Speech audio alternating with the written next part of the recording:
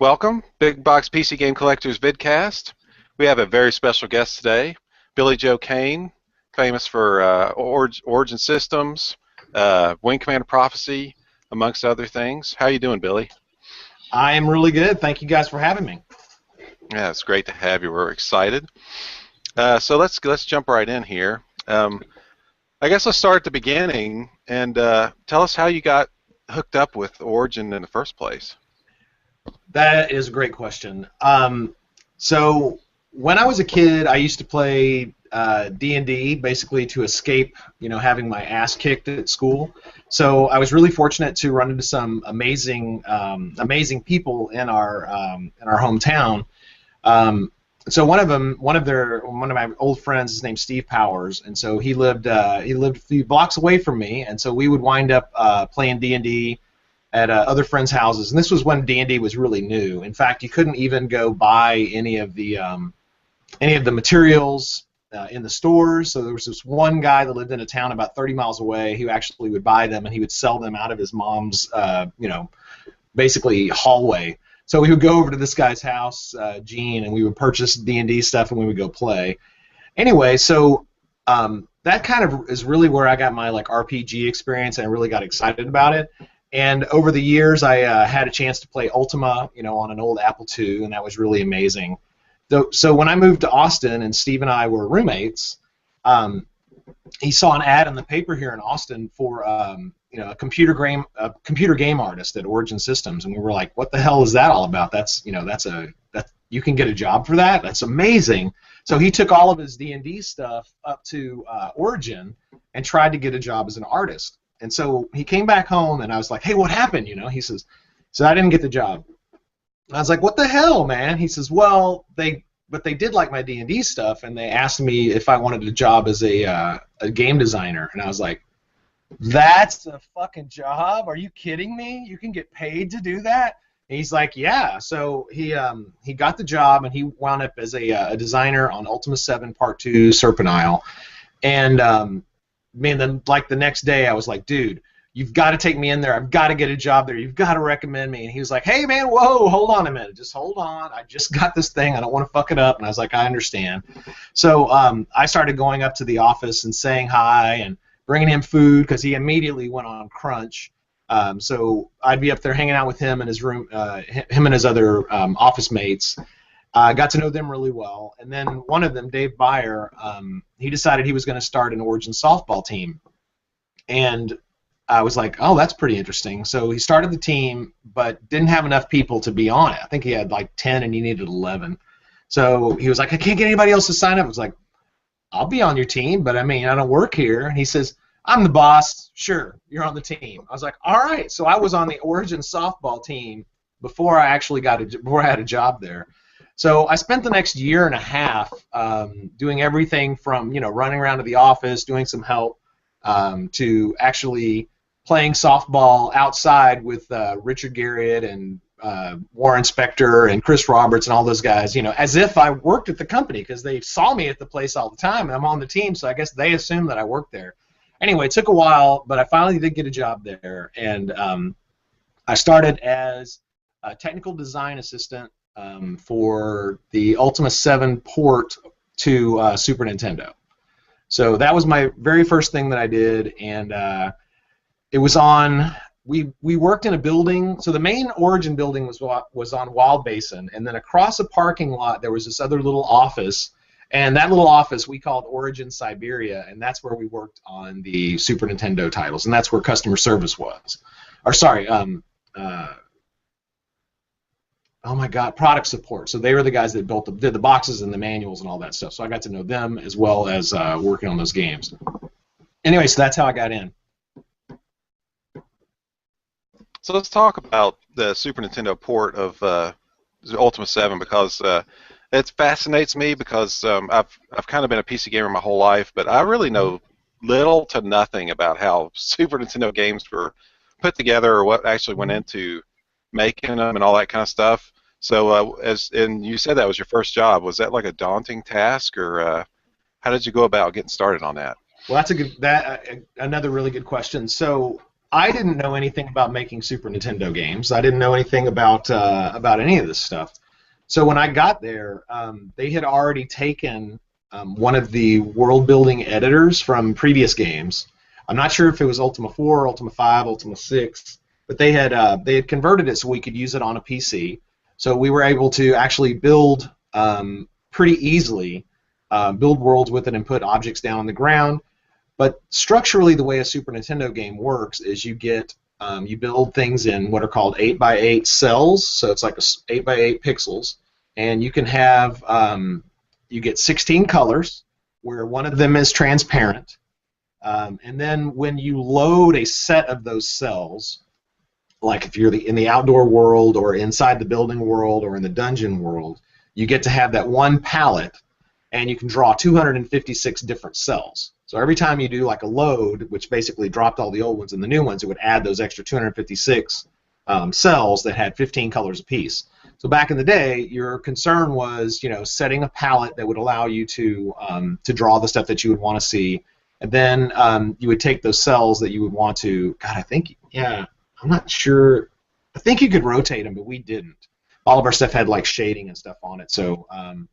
We had a very small number of cells that we had to build the world with, and inside that world, then we had to populate them with objects that were sprites on top of that.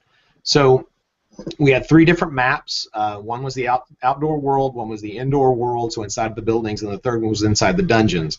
Our outdoor world was one giant map, and then our indoor world was a building. Next to a building with enough black space around it so when you were inside of that building, you didn't see it. So basically there was one giant world, and so when you went to a door, it would teleport you from the inside to the outside with like a hex address, and then you went to another door, it would teleport you from that into the other map. So basically you just did new map loads all the time. But the inside world was all just one giant map, and it was kind of just to fool the player. So if you went down from so you went down to the basement of a place, and then there was another door that goes down. Really, what happened was we just moved the camera over here. So we didn't keep reloading those things, and that was really fascinating because I had never really thought about it like that, and all that had been just pretty basic stuff, I guess, for the people that had been making Ultimas forever. They were like, oh, they figured out the best way to do it, and that's what they went with. Well, I was in charge of the outdoor world, and my editor crashed.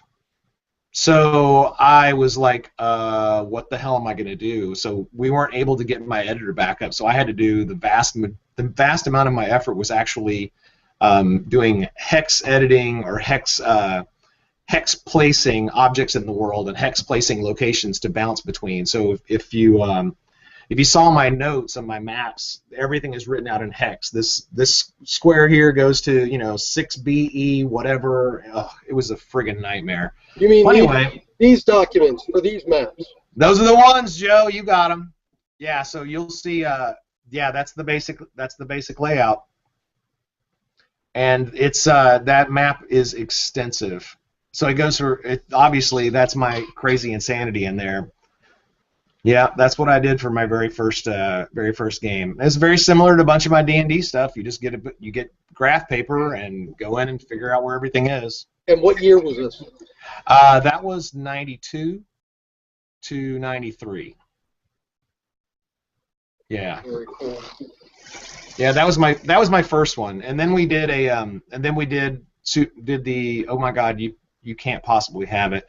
We did the next version was Martian Dreams, so we did an adaptation of that, and luckily by that time our programmers had figured out how they could take the original map data and translate it into Super Nintendo. So they grabbed the original data out of Savage Empire. Did I say Martian Dreams? Yeah, out of Savage Empire. Sorry, that was supposed to be the next one on the list. We didn't get to, but we ported all the stuff from Savage Empire in there. And the real trick was trying to make sure that the story made sense. We didn't have nearly the amount of time, nearly the amount of people. We had to chop everything down, and it was a real challenge to get those things finished. But I think they came out well. The problem was that we were at the very end of the Super Nintendo transition, so we had lasted all the way till the very end of it before they quit supporting it or quit making new games for it. And we went from instead of doing Martian Dreams, we took some of the elements that we put together for Metal Morph, which was another game we kind of did on the side. Yeah, that's a shocker for people. Look at you with your totally sealed copy. Awesome sauce. I know, man, right? I got one of those. But yeah, so we took the stuff we did for Metal Morph and we translated that into doing Wing Commander 2. So we took some of the basics there, and we started work on Wing Commander 2 because we want to do that instead of doing Martian Dreams. Now so this is Wing Commander 2 for the Super NES. Yeah, that's right, for the Super NES. So we finished the Wing Commander 2 box or the game, and then Pony Canyon, the company that had signed up for us to do all 3 titles for them, they decided they were going to ship Metal Morph because it was easy and it was done, and they decided to put Wing Commander 2 because it took us longer. They decided to put that on ice because the Nintendo market had dried up. So although we finished the game, and it went through testing and everything, it never got released, and to this day there is not a copy of it anywhere. And believe me, there have been plenty of people looking, and it's not like we're holding off on it; it just doesn't exist. When you made those games, you would compile everything down so that we go on a chip. So you would make these. They had these EPROMs, erasable programmable read-only memories, or memory chips, and then you would take that and you would compile it down, and so you would have to burn the chips. And it took like, I don't know if it was 8 or 16 hours or some crap like that for those things to get burned. And when they were finally done, you could only burn one type at a time. So you would have, like, if your game had 2 chips or 3 chips or 4 chips, so I think ours had 2, you had to build one and then build the second chip after that. So, I mean, to get a build, it could take days. So once you finally had a build that you could put on a cart that you could do something with, stuff would be broken already. I mean, it was a real pain in the ass. Anyway, so I think the only versions we ever did would have been on a cart with those EPROMs that would only work in one of the debug machines. But we never did ship it. Which brings up a very interesting topic for me. Origin. This is 1993. This is long after the big PC boom where things started to become relatively affordable. Right. What EA owned Origin at the time. What about the backups? As I understand, the guys, well, as far as I know, none of those backups contained any of that. As far as I know. But wasn't there any kind of a process at Origin? I mean, I always get the impression that it was like a mom and pop shop. Well, I would say that we did better than a lot of companies back then at backing some things up. I mean, we had an issue one time where Strike Commander accidentally got deleted, and we were able to get that put back together, which was its own nightmare. But you got to remember, or you guys have a clue, but we had 20 meg hard drives, 40 meg hard drives, and that was a big deal. Having an internal LAN network, or just an internal LAN, was a big deal. I mean, we had tape backups that would run on the network servers, but I don't believe everybody's individual machines were backed up unless something special happened. So a lot of us, well, at least in the SNES group, we didn't do a lot of the backup online things because we weren't working with like 50 people at a given time. So we were a little bit more segmented, but we did back our stuff up every so often. I just don't know where that stuff would have wound up being. I mean, I would imagine the place was a freaking madhouse with people working 24 hours a day at times, and on any given project. So the network guys were swamped, all the time. I would imagine that tape backups would have needed to go mailed to Electronic Arts on a relatively reasonable basis. I mean, they owned you. Wouldn't they say, we want the data? I don't think that ever happened. So that's a really, really good question and something that had never even occurred to me. I kind of think they just trusted us that we knew what we were doing. Fools. Now, I heard a story It's real easy to look back at it and say, you know, we probably should have done it that way. At the time, everybody was just running as fast as they could, you know, to finish these products. I heard a story that about 94, Electronic Arts finally caught up and said, we want a backup of all of your holdings, all of our holdings. Give us a tape copy of the backup. And someone whose name I am conveniently forgetting at this particular time said, yeah, we'll send you a backup. And they literally sent them a backup tape that they just took out of the packaging, stuffed in an envelope, and mailed off to California. That cannot be confirmed nor denied, but they basically went, here you go, and they sent it, and nothing was ever said. Well, I tell you what, that is a beautiful story. It's so messed up, I want to believe it. And at the same time, that kind of jives with, you know, my assessment that we were all just running around as fast as we could, and I guarantee that's the fastest way to get somebody off your back is send them something with nothing on it. That's actually pretty brilliant. But what's really funny to me is that everybody today automatically goes, oh, why didn't they back all that stuff up and all that kind of stuff? It's that the industry of gaming wasn't as mature as some of the other places, you know, so it was still, you know, everybody's just used to today of backups being done on a regular basis. Well, let's not fool ourselves. Games are not as well backed up as they should be. I think we all know that. You know, you wind up with a lot of people that are not as what's the right word, regimented and, you know, authoritarian or whatever, so they actually make that stuff happen. I know that there are game studios that if they had a power loss at just the wrong time, their whole shit's, you know, their whole stuff's dead. So it's a huge problem. I participate. I lurk a lot in game preservation society groups online, like little groups like that. And honestly, it's really hard to get backup stuff. I mean, I know that Origin had quite a bit of it, but it just didn't have everything. Now, you told me a story one time that was related to budget in Origin, directly related to Metal Morph. You told me a story about that years and years ago.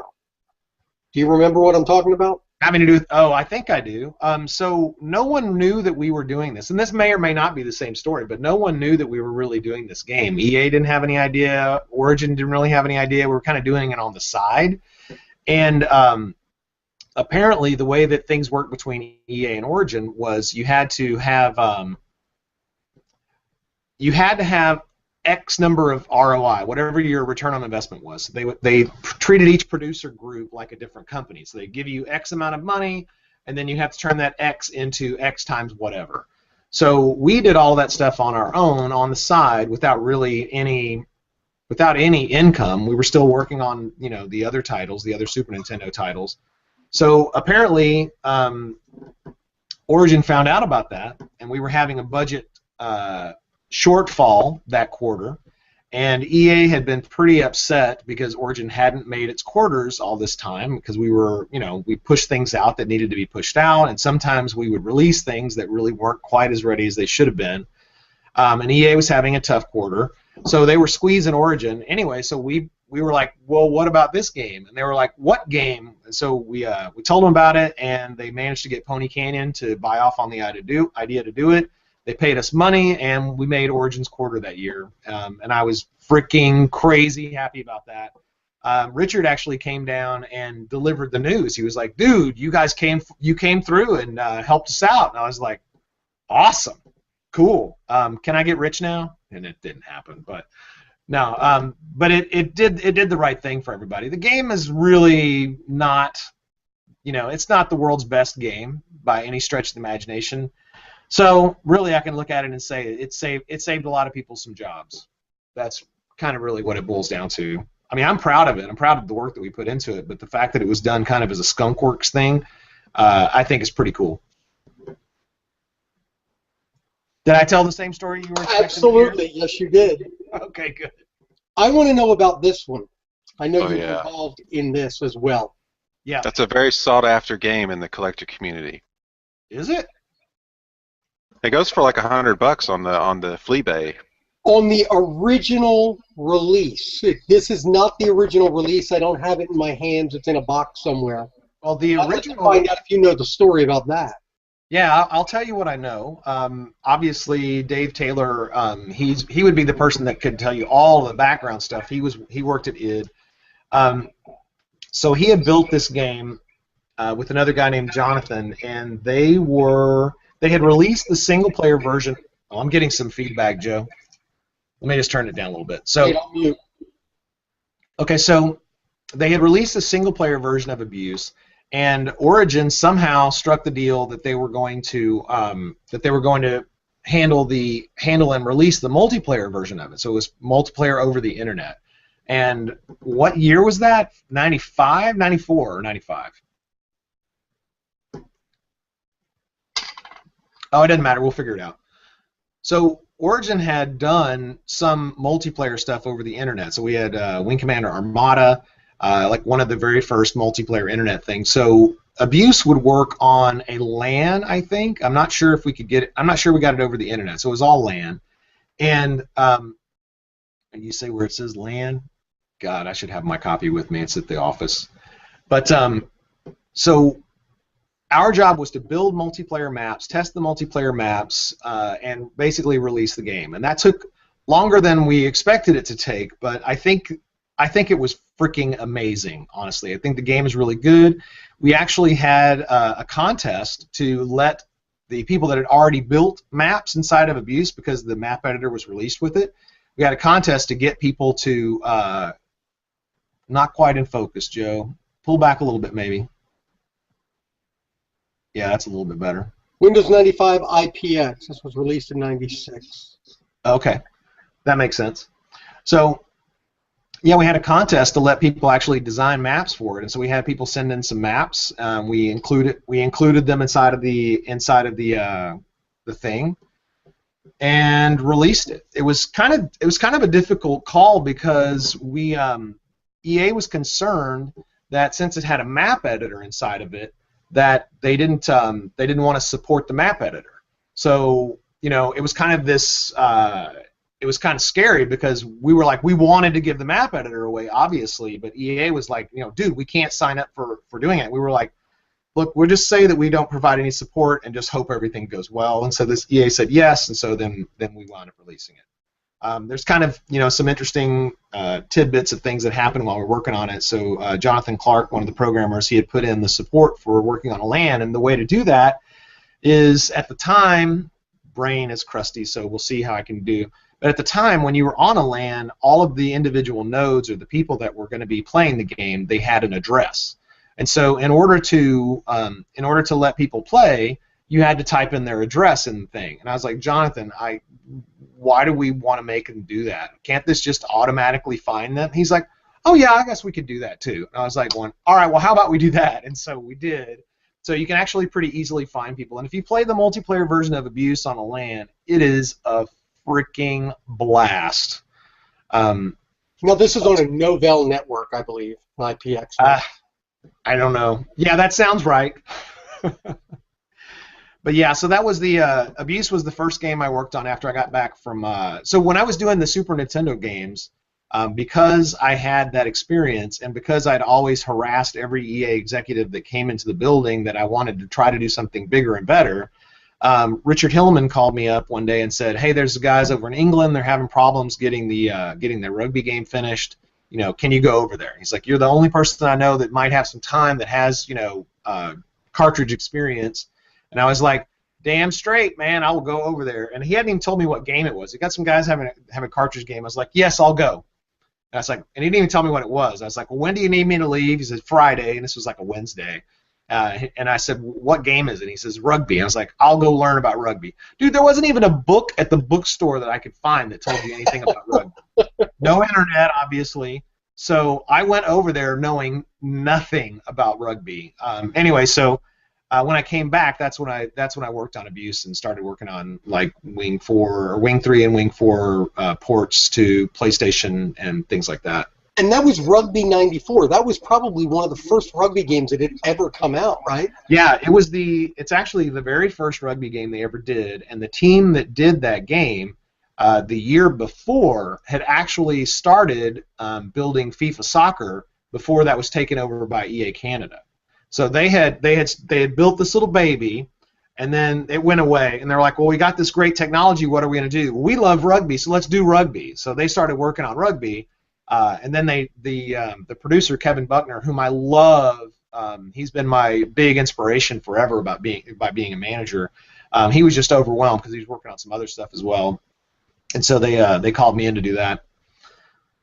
Anyway, it was a beautiful, beautiful experience, and that's how I got to wind up working on Abuse. So you mentioned that you worked on the PlayStation port of Wing Commander 3. Yep. So porting games to Super Nintendo sounds like it was one level of complication. What was it like to port to the PlayStation, which is like a whole other kettle of fish? Well, I would say that when we were doing the SNES games, I would call them less of a port and more of an adaptation. And by that I mean that the play wasn't going to be the same. We didn't just take the exact dialogue and everything and put it in. We didn't have all the exact characters. We didn't have all the exact monsters. So we had to work with what we had and what we could actually make happen. The world couldn't be as expansive as Ultima 7. I mean, Ultima 7's world is just absolutely crazy big, too big, with not as much stuff to do per square pixel, if you will. So we had to resize it.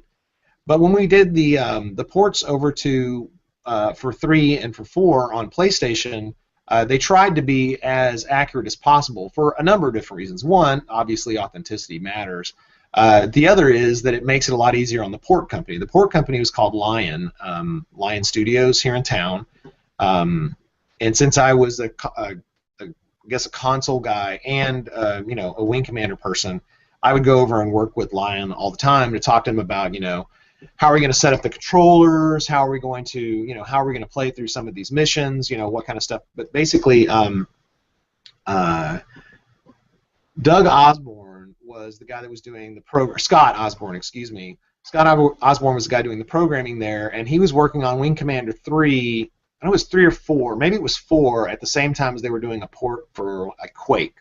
And so Scott would do the coding, and he would try to take the data and put it in appropriately. So he had like a completely functional version of, was it Doom? I don't remember. It was a first-person shooter, very popular. I don't know if it was Doom or Quake. But what he had forgotten to do was put in the strafe key. So I'm playing it on a Mac, right? But it doesn't have a strafe. And he's like, look, it works fine. I'm like going, but I can't strafe. He's like, what's strafe? And I was like, okay, I understand. So I was like, you have to put in strafe. It's supposed to be like shift, so you can do that stuff. He's like, oh, and I showed him the documents. He's like, oh, I need to put that in. So he enabled it, and then it worked, right? So these guys at Lion were trying to do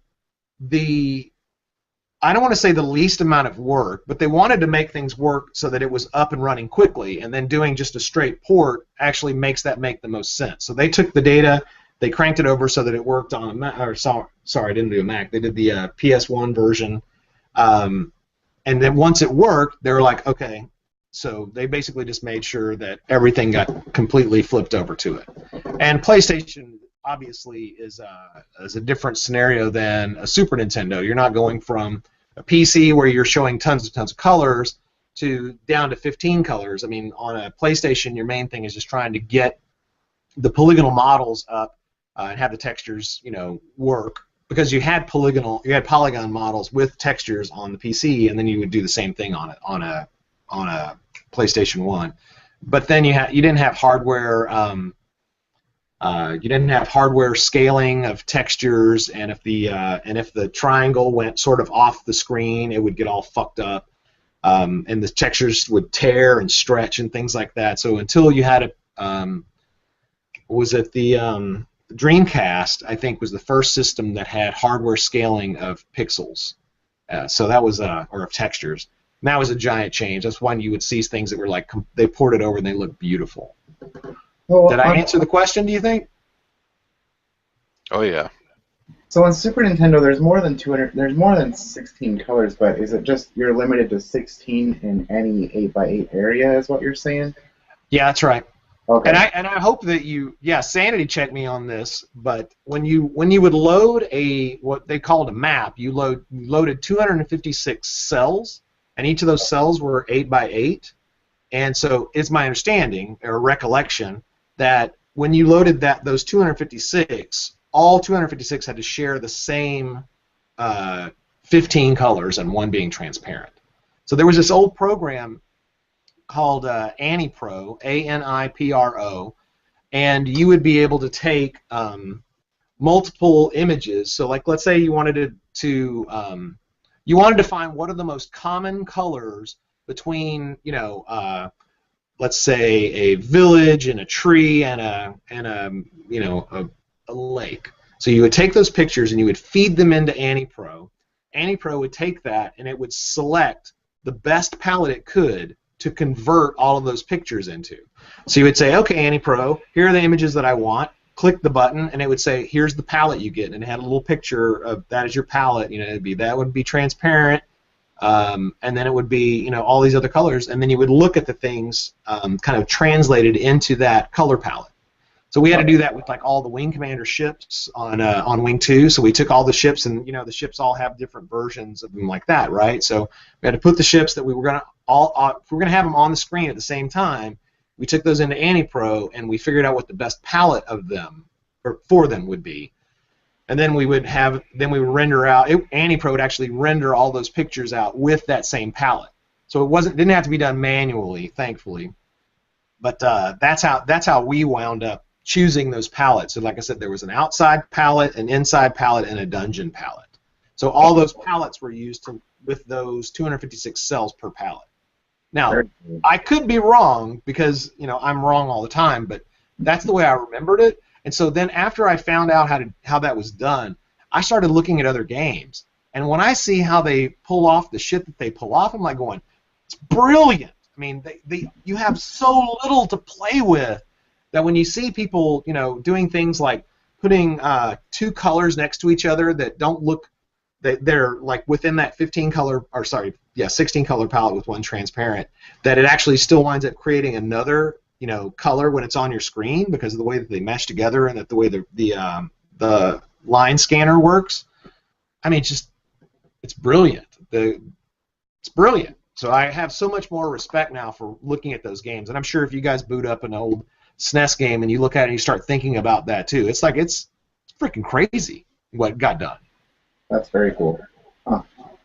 So sanity check me if you want to Google it up, man. So I can. I don't mind being wrong. I'd like to be educated, but I do remember that that's how it worked. Sounds legit to me. Very cool. Crazy. Let's switch gears to Wing Commander Prophecy. There's a member of our group. His name is Brano, and he couldn't make it today, but he is like the Joe Garrity of full motion video games. Oh, wow, cool. And he wanted us to ask what it was like to basically step in for Chris Roberts on a Wing Commander, on the lead of a Wing Commander game like this. Okay, so I'll kind of give you kind of an overview of what was really happening at the time. So we had just finished. Well, Wing 3 had gotten done. Wing 3 got done at just this perfect time and space, which was the Christmas where everybody got a CD-ROM drive. If you were going to upgrade your computer, you got a CD-ROM drive, and if you wanted to show off your new CD-ROM drive, you either got Myst or Wing 3, depending on who you were. So full motion video on a CD-ROM drive was just amazing. I mean, and I should also say that there wasn't a video compressor that you could just go get. We had to write our own video compression tools and technology. So that was its own just craziness. So that went from Wing 3, and Wing 3 was shot on video. And then Wing 4, EA said, we want Wing 4 right now by next Christmas. And so everybody was like, that's crazy. So all they could really do for Wing 4 as a significant technological advancement was to unhard code all of the language stuff so that it could be translated into multiple languages easier. So Wing 3 was like super hard coded because they had to make their deadline. Wing 4, they undid all of that hard coding to put that in. So technologically, the two were very similar.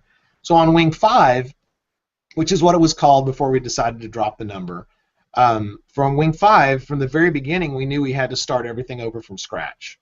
Everything. So we had the main team that had rolled off of Wing 4, and those guys were burned out.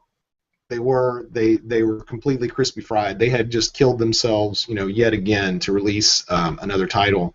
So they had so I had just finished Abuse, and Phil Wattenbarger was the very first lead designer on Wing Commander 5 before Chris had left. Chris decided to go. Phil was still there.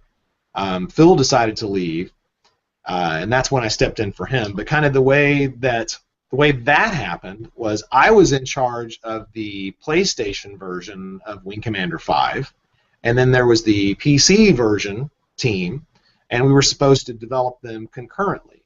Well, the EA came down and they decided that there were budget cuts needed. We had just had a gentleman named Rod Nakamoto come down or get hired as a replacement for Chris, and man, incredibly long story short, EA asked to cut the budgets down. Different producer groups made decisions as to whether they were going to do that or not. Rod decided that he was going to go forward with that, and we had to lay off 25% of our salary. So unfortunately, my friends and original boss basically got booted. Well, my original boss was on a different project. But anyway, so my friends that I brought over to do this PlayStation title, the ones that I'd worked on Metal Morph and the other titles on, they got fired because budget. So my role became like kind of as an associate producer on the big PC version, and then when Phil decided to go, I came on as the lead designer and sort of like producer or associate producer type person. That was it was pretty scary, but the guys that had built the previous wings, and of course along with Phil, they had a pretty good plan as to how they wanted things to roll. So I was like, okay, so we knew kind of what kind of ships they wanted to put in and the type of missions that they wanted to do, but it really hadn't been strung together in a story. So my job was to get in there and kind of work with all the different groups. So we had a tech team led by Jeff Grills, putting together the what we called the Vision engine. So the idea was that we had to build the technology to be able to pull off all these missions and make the ships work the way that they want. We had to build a whole new pipeline for creating art assets. So we had the guys starting to make ships and things like that. We hired Sid Mead to do conceptual design for us for the Alien and for the ships. He would send us work, and the artist would kind of explore that. Mark Verrier, our lead artist, would take those designs and try to break them down, because we didn't have Sid make 8,000 ship designs. We had him just enough to do a few, so he did some and then we elaborated on them. So then we have like alien ship designs going on. We had the player carrier ship where we wanted to do this giant thing, and then according to the story, it was going to have an alien weapon put on it. So we decided we would build this with the two forks, and then we'd put the weapon inside of it. And I don't know if you guys have ever heard this, but we called actually Sean Murphy, the guy that did the main design. When you look down at the ship, there's like the carrier, or sorry, the brain, so to speak, the main control thing, and then the rest of the ship goes like that. Well, we always called it the Gingerbread Man because it looked like he had feet. So, oh yeah, I see that. Yeah, good old days. And then we had the marine hovercraft, the landing craft thing. We called that was it Black and Decker Hoover or something like that? I can't remember. The Dust Buster, because it looked like a dust buster. So we had the Gingerbread Man and the Dust Buster. And anyway, so my job was to coordinate with the tech team, the design team, the leadership on the project that was reporting up to EA. The artists were also building all of the background scenes and sets for like the hangar and where where Casey and all the other crew were going to be. So that had to be all planned for. So that all came out of the script, which I was also I was involved in all of the script development. Not that I wrote all the lines of the script, but I had to take the missions that were going to be in the game and make sure that all of the parts of the script that would need to be there had to happen. So, like for instance, some of the shots are inside of the bar, and on the bar you can see in the background you see the the oh my God, what is it called? The ship count thing? Fuck, what's it called? The kill board. The kill board. Thank you, man. It's great. Yeah, so we had to design the kill board before we had a kill board, and it had to be designed so it was in the background of all those scenes. So then once we had kind of committed to that, we're like, okay, that's what the kill board has to look like inside the thing. So I had to sit there and look at all the other previous wing commanders and discuss with the guys on the team, what else did you want to do with the kill board? It's like, okay, so I had to nail that stuff down. And then, so we had written this giant script. I mean, like, it was really sizable. And so I'd already planned all this thing out, and then EA says, well, we're going to cut, 40% of the budget for the film. And I was like, okay, and they're like, tough, that's what it's going to be. And so I had to go back through and find ways to make more of the scenes more generic. So you would see, the dun, dun, dun, dun, dun, dun, dun, the feet running by, more often than we had planned. So everything had to be what has to be original, what has to be unique. So so that was really one of my jobs, and that about drove me crazy. And I think in one German magazine, there's actually a picture of what we called the war room, and I can't believe that we don't have pictures of this thing as a record. But basically what you'll see in that picture is little 3x5 cards, and underneath all in the cards it'll say, this is what's going to happen, this is the win condition, this is the loss condition, and then from that I actually Beautiful Mind style tacked piece of tack in the wall and put a piece of string on that so you could actually see where it would go and then what would lead to next. So the entire script was laid out in this enormous room, and it went like from the top of one wall all the way around until you went down to the second layer and all the way back around, I think down to like a third layer. And when you walked into the room, it looked like a madman had put all that stuff up. But it was the only way to do it. I mean, I had it in a document, but nobody fucking read the document. You had to actually go in there and look at it because the quantity of material that we were creating for this experience was just massive. I mean, I know that when I go back and play it now, I went back and watched somebody play it, and then my kid and I actually booted it up one time to watch it. So I'm watching this thing, and it doesn't look like it was that much work. Nowadays you look at it and you go, okay, yeah, some ships flying around, and then a little description of what your mission's going to be that you can move around. Dude, that stuff was a lot of work, man. I mean, I'm telling you, we had 20 and 40 megabyte hard drives that we were making this stuff on, and it's really hard to think about that. Were they even megs, or were they? It doesn't matter.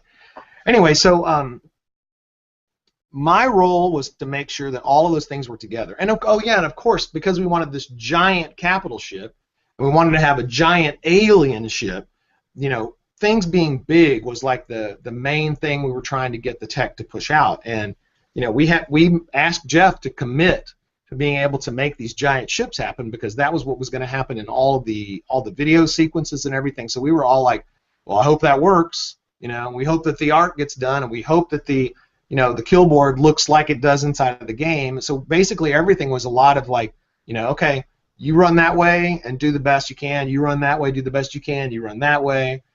Adam Foshko shot all the stuff out in California. I wasn't there. I had to stay back. So it was like, okay, Adam, bring this footage back. So it was a lot of faith in everybody's ability is what wound up happening, and then we had to have that. So I don't know if that answers the question. Yeah, it's funny. It seems like a common thread with Electronic Arts, and I'm not like an Electronic Arts basher or anything. That I know that they're a popular punching bag on the internet, but I think that they're all right. But it seems like there's like this medium between needing money, which is what a publisher kind of provides, and the stifling of creativity that they kind of do in order to give you the money. And it seems like it's a challenge to hit that kind of median where they're kind of getting involved in cutting what they're going to pay for, but yet they were a necessary evil sort of thing. Well, it's they were going through a number of changes back in those days, and I'll give you an example, right? So when I was working on Rugby, EA made the decision, it's a business decision, they made the decision to actually stop doing so many games, and they wanted to do fewer games on more systems. And that, while that sounds like, yeah, that's going to stifle creativity, and yes, it did, what it did was it allowed EA to get more of all of their more of the products that they kept doing into the stores.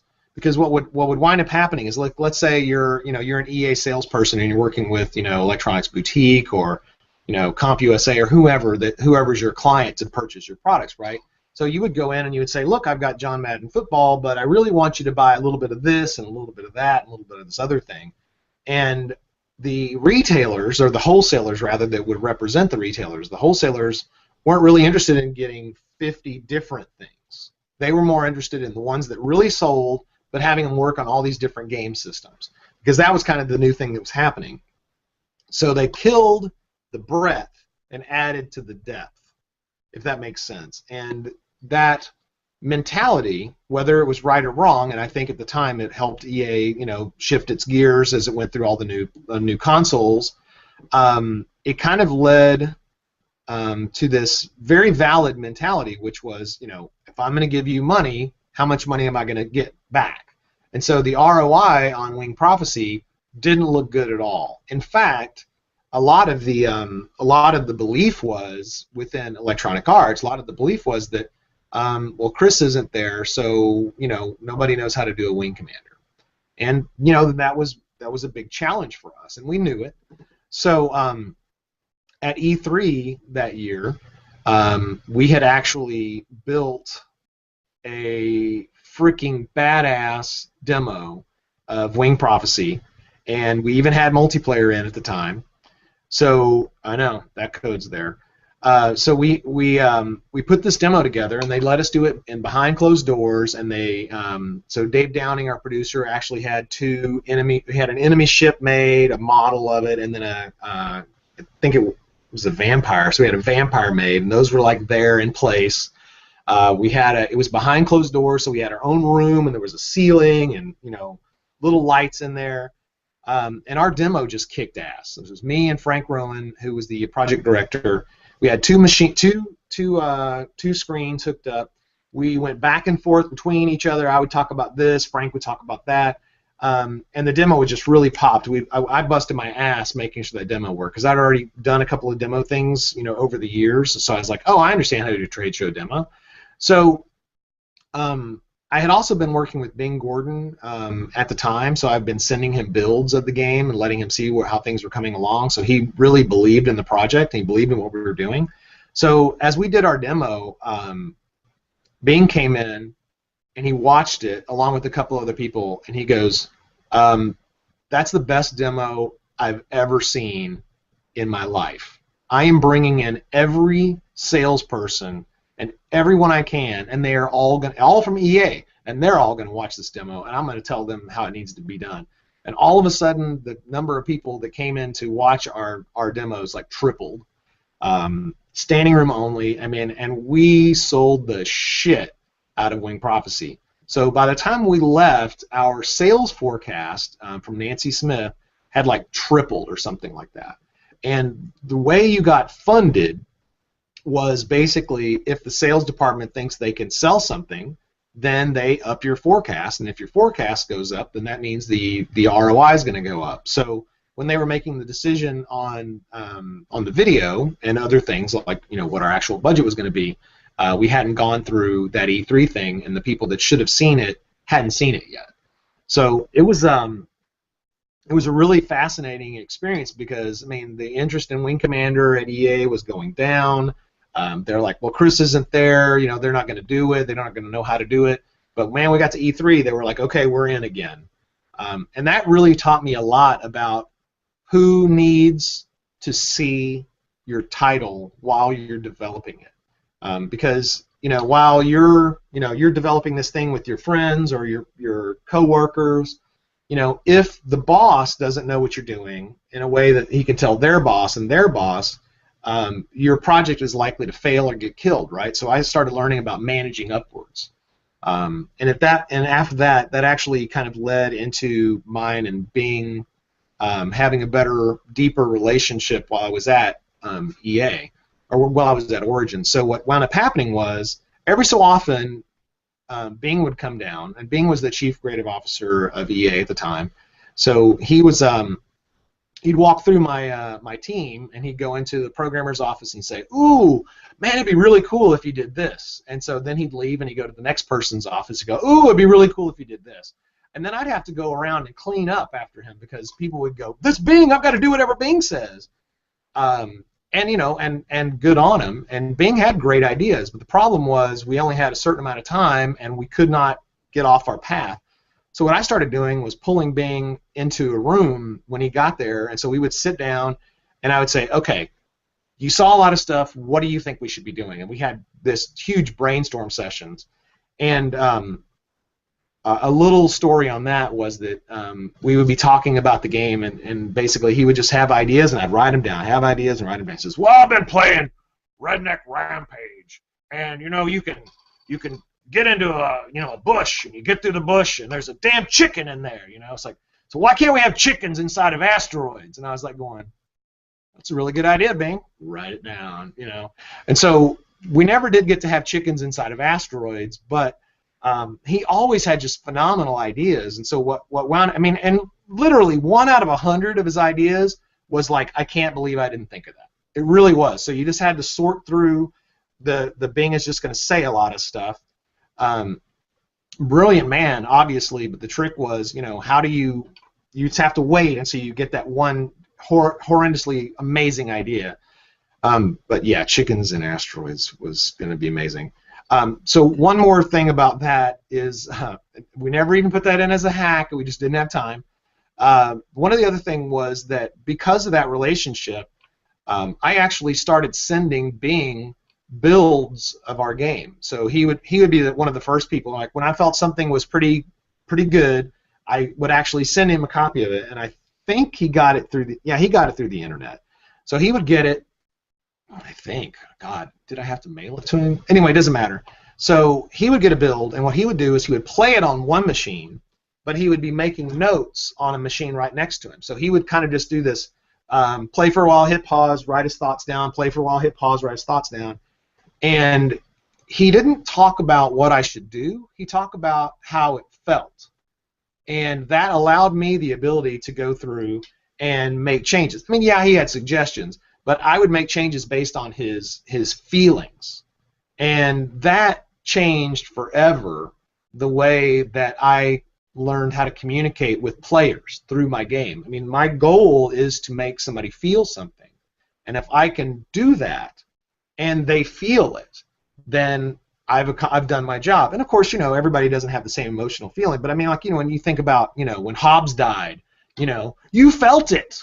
You were like, "What? He's a traitor!" And he was a traitor back then. That emotional feedback, or the emotional drama, or the emotional journey that you can put a player through, that's the whole thing. But you can't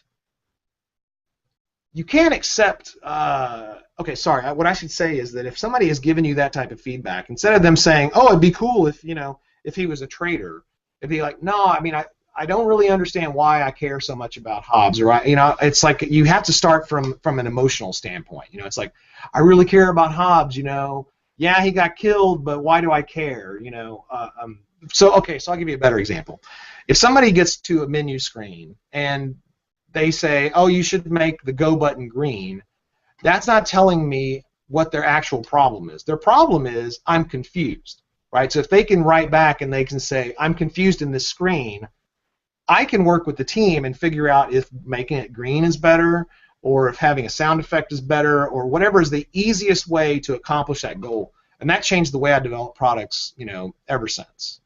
So the story may not have been the best explanation of why it is that I care, but when you find somebody they're doing a mission where they're supposed to be startled by something happening, it's like, "Oh yeah, a bunch of more enemies to fight." You're like, "Oh shit, that I didn't build up enough suspense," or whatever. So That served me really well throughout the years. But the complication of what you're describing there is like it multiplies because you described the wall where you had the strings leading from things. So if there's a moment at the end, like Hobbs dying, just as an example, Sure. no, there's no telling how many connections back, on your wall that you have to go back to fix the problem of no one caring about Hobbs. So Yeah. it could spiderweb into like this huge change in the background It for did. that one moment. There was quite a bit of that, as a matter of fact. We had to, if there was a branch in the story that a player could see this or this, and that was going to be related to something further, we had to say, okay, well, we want this event to happen, but they could have gone through these different branches. Like, okay, well, we need to put dialogue here or there, or whatever. It was pretty fascinating to go through that, and yes, that room was the place where we had lots of those discussions, because somebody, wouldn't it be cool if, I'm not going, well, that's a great idea, but it's going to affect here, here, and here, and I'd be standing in front of those things, and they're like, oh, okay, well, maybe I guess we can't do that. I'm like going, that's right, we can't, because everything's already started anyway, but, good point. Okay. Epilogue. After Win 5, Uh-huh. nobody seems to remember this. Everybody forgets it. I'm always the one that basically brings this up to everybody. Oh, God. With the advent of the internet hitting big right around that time, Wing Commander Prophecy was about 97. The internet and AOL and all that really started hitting hard about 95. And before that, right at that time, BBSs and things like that were coming in, and Doom levels were being developed and all that stuff. But it looks to me as though Wing Commander Prophecy was one of the very first games ever to ever provide downloadable content, DLC stuff that was all free. At the end of Wing Commander Prophecy, you guys basically did a huge add-on disc that was available only through direct channels and available online. That you could download. That's a really good point. Episodes and missions for that. That was the first example of DLC that I had ever really seen, and it was all free. You guys basically started that. Yes, you're right. How did that all? I was not. Well, I can tell you all about how that came about. So what I should first say is that I was only involved in the planning of that and watching the execution happen. I wound up working on some other titles at that time, and I had moved on to another title that ultimately didn't ship or go anywhere, but I was trying to push a new IP, and so the rest of the team that knew exactly what the fuck they were doing, they went forward with that. But the idea was that we wanted to provide additional content, obviously, and we wanted to. We did it in such a way over time that you were getting like different episodes, right? So it's like you would go online and you would download like episode 1, and then you had to wait, and then we'd have episode 2, and then you'd wait. We'd do episode 3. So it was a really freaking crazy way to to work with the players, to get feedback and all that stuff. And yes, I think I don't know if we were the first, but we were damn sure close to the first. And that actually also follows on the what we did was a 3DFX test. So we wanted to make sure that if you had a 3DFX card, that you could actually see it and that it worked, because we could not do the testing that was required inside the building. We didn't have enough machines with 3DFX cards. We didn't have enough people that were willing to play it. So we released our demo so that people could actually do that and give us feedback. So I don't know if that counts as a big thing either, but I mean we released a demo to let the public play test Wing Commander for us because we couldn't. And so the people would send back bugs, and people would send back, different types of feedback. And we took all that stuff into account when we were finaling the game. So yeah, so we did first. I don't know if we were the first, but we did player bug testing, automatically sending things back to us. Took that into account. When we released the game, we immediately started on mission pack stuff. I mean, and missions at Origin, we had done mission pack things before. You'd buy it as a box. But we were giving this stuff away, and you could still get it. You could still download it. But yeah, we did all those things, and then of course we bundled it all together later as a gold box. But yeah, if you were a person that had access on the internet, you definitely could have played all that stuff for free.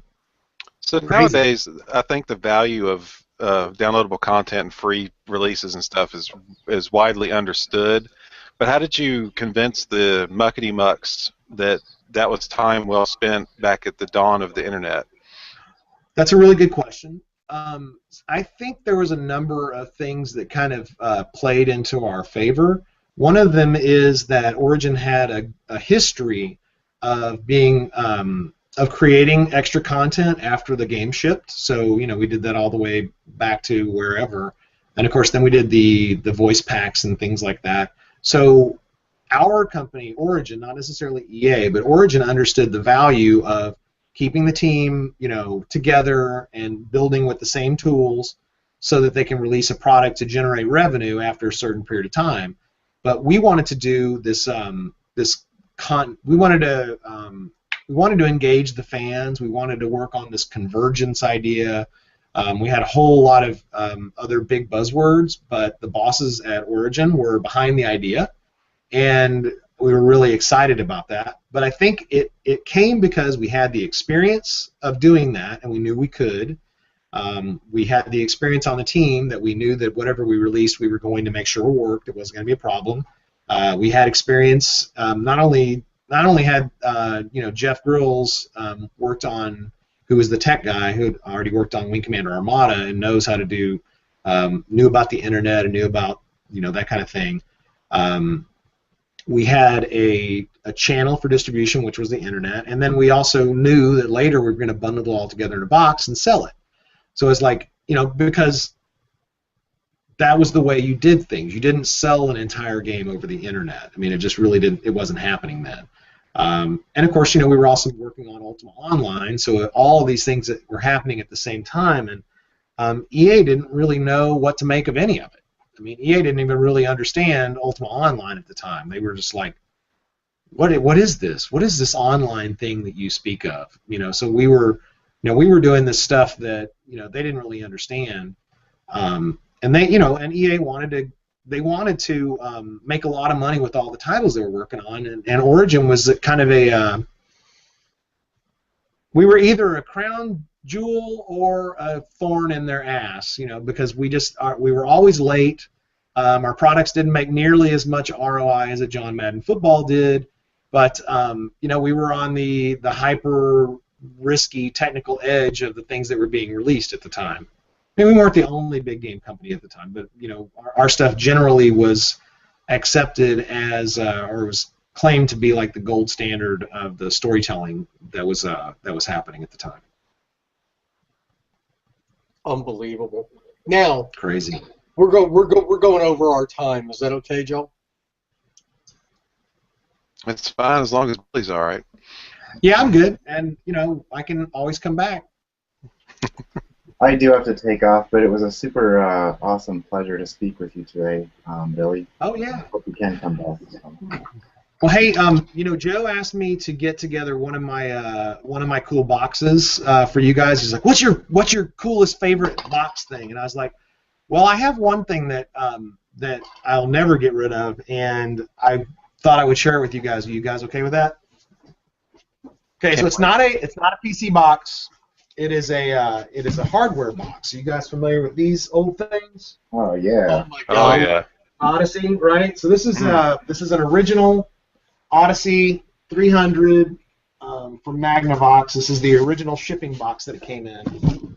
A friend of mine gave me this when I was a kid, or when I was younger, I suppose I should say. And I had never opened it really. So that's the original Magnavox Odyssey. Yeah, I don't know if it's the very, very first one. It's the Odyssey 300. You guys could probably look it up while we're doing this. Yeah, anyway, so for the youngsters out there who are maybe watching this and don't know, that's Ralph Baer, who worked for Magnavox at the time, and correct me if I'm wrong on any of this. He basically invented the concept of manipulating images on a television screen, or what we typically call a video game, and he actually patented all that stuff. Made a ton of money for Magnavox because they sued everybody. But that's the story of the Odyssey real quick, though. Yeah, a little more on Ralph Baer. He actually he invented Simon, that game, the handheld game Simon, and the light gun. So just out of so he could actually shoot the screen. Well, he actually was brought into town, and Joe and I, we met. Well, this is not when we met, but we had met in Austin at a fundraiser for the UT Video Game Archive. And so one of the guys that was that's fundamental in getting that started is a guy named Bill Bottorff. Bill actually was a 3D Studio seller, so he was a reseller, so he sold 3D Studio into different places, and so he sold 3D Studio into Origin.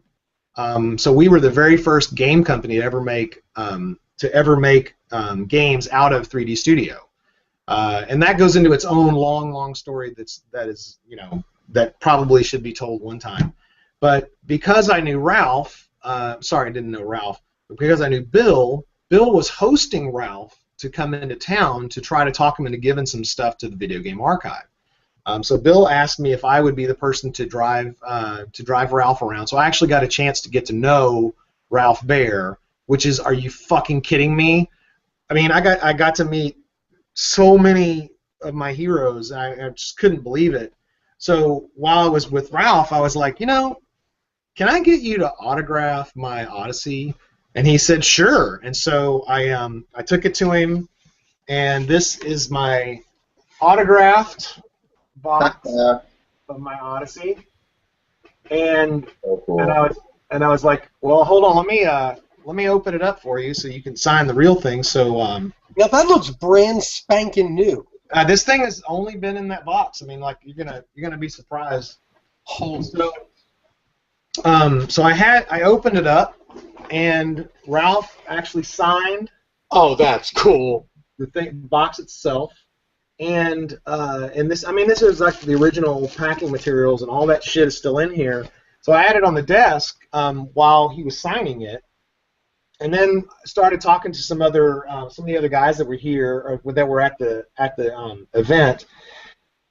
And so we were just chatting, and I looked over, and Ralph was putting it back in the fucking box for me. So this is actually packed by Ralph Baer. Cool. And it will never come out of this package as long as I live and have anything to do about it. So yeah, so how is that for nerdy? That's the penultimate. That's awesome. That's incredible. That's the best collector piece I think I've ever seen. And Ralph's not with us anymore, so that's. Nope. Ralph passed away. I had the opportunity to spend some time on Skype with him. So he was telling me a story about how what he would do is he still had his place was still set up for electrical engineering. Still had his desk, so he didn't really want to leave that. And all of his kids and grandkids were in different states. So he said that he spent a lot of time with his grandkids on Skype, and he wanted to create games where he would use an audio signal to manipulate a physical game on your side. So it would manipulate, and when you moved the stuff on your side, it would play like checkers or chess on their side, and it would move things automatically. And I was like, well, where'd you get that idea? And he says, well, when I was younger, or when I was working at Magnavox, I actually pitched this idea, and I know that we're way out of time. He said, I pitched this idea to Magnavox of actually doing embedding audio signals in advertisements. And I'm like, what? He says, yeah, so you could buy something off the television. So if you liked what you were listening to on TV, you could press a button on your phone that had a modem hooked up to it, and it would recognize the audio signal that was hidden in the background of the ad. You would hit record, and what it would do is it would actually know, it would be able to identify that you heard that. It identified that you were on this cable provider because it knew, and then it would actually bill the item to the cable provider, and it would ship it to your house. And I was like, what? It's like, so yeah, so he invented online, or actually purchasing through the phone, through the television. Amazing. And they never did anything with it. But he had it working. So I mean, the stuff that guy wound up doing was incredible. So he's like, yeah, I mean, I could make this little thing, it would work through there. He's like, but just hadn't gotten to that yet. So the stuff that he wanted to build was fucking incredible. Anyway, so That is awesome. that is my number one treasure. God, I'm very jealous, envious. Well, That was I just was very fortunate to be in the right place at the right time. that was Playing D&D and not getting killed by the other kids at school. That's kind of where it all started. that's how we all started, my friend. I know, right? Well, Billy, thanks for coming. This is one of the best hangouts we've ever had. Oh, cool. Thanks for taking your time and spending it with us. And No I'm problem. going to stop broadcast. And thanks to everyone for watching. And we'll see you next time. Awesome.